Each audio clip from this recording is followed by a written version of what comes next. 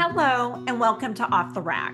I'm Shelly Beyer, and this is part 6 of my story, the part that lives in the space between you look great and I'm still healing.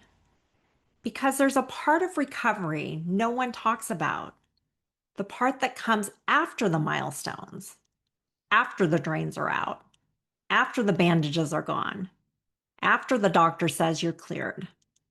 And yet your body is still whispering, not yet. That's where I was at week 4. My post op went well. My surgeon was happy.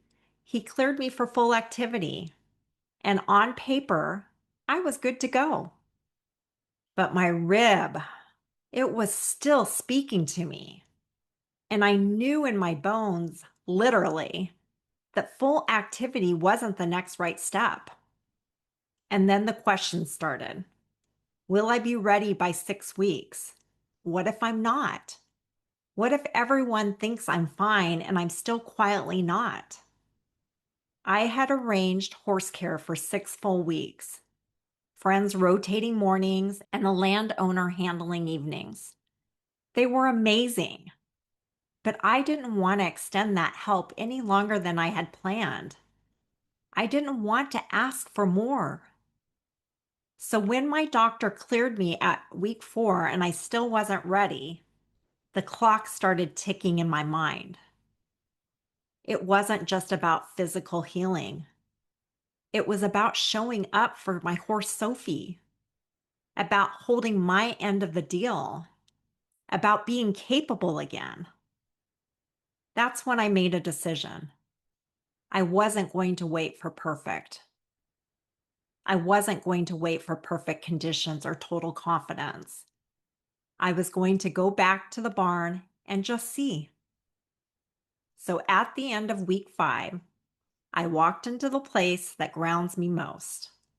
Not to prove anything, not to rush, not to push, but to check in, to listen.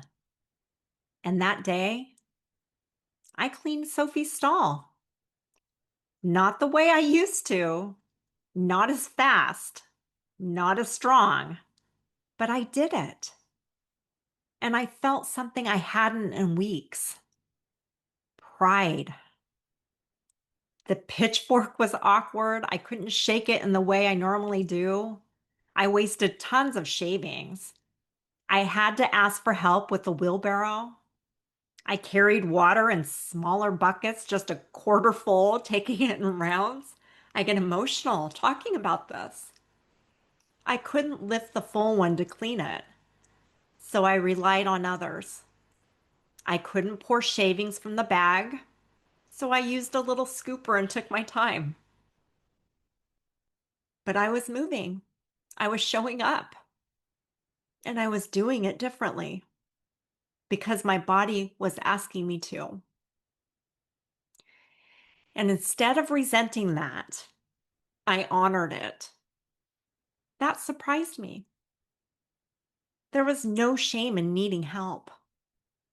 There was no frustration in doing less. There was just presence, peace, a slow return to myself. And every time I started to overdo it, my rib would speak up, sharp, immediate, non-negotiable, and I would stop. That's how I knew I was still healing. Not because of pain, but because I was listening. That's what this part of recovery teaches you if you let in. That strength isn't about doing it all yourself. That worth isn't measured in effort. And that healing has its own timeline, whether the world understands it or not. The truth is, people forgot I was still healing. They didn't mean to.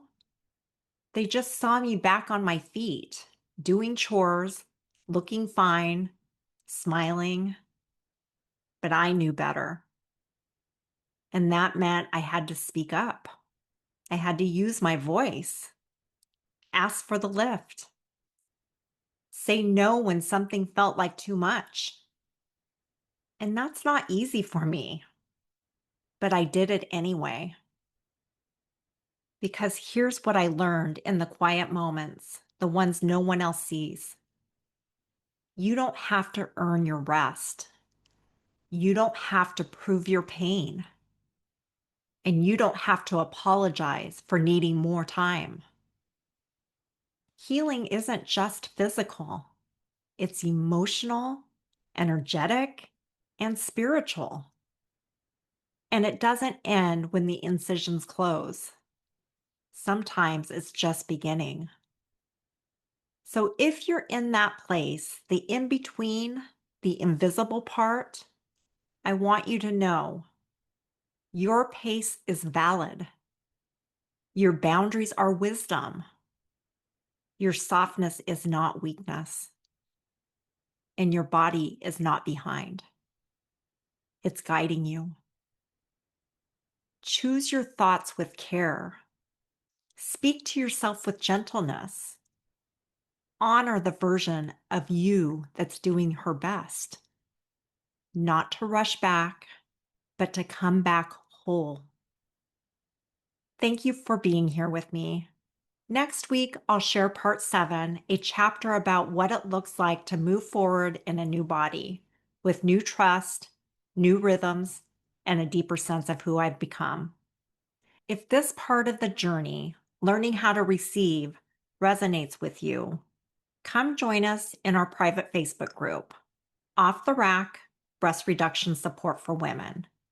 It's a space to be supported by women who understand exactly what this stretch of healing feels like. Until then, be gentle with your heart and kind to your body, and fiercely proud of the healing no one sees.